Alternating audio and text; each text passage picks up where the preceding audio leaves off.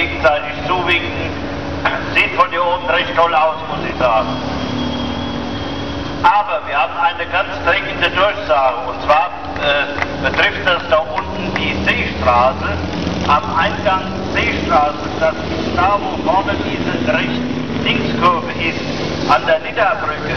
Da hängen Zuschauer am Brückengeländer und versuchen da zuzuschauen.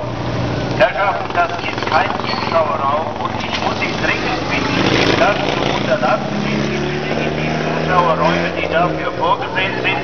Dieses Brückengeländer hält das nicht aus. Das ist auch nicht für diesen Zweck gedacht. Also verlassen Sie bitte die Nidderbrücke und halten sich nicht am Geländer fest. Gehen Sie bitte in die Zuschauer.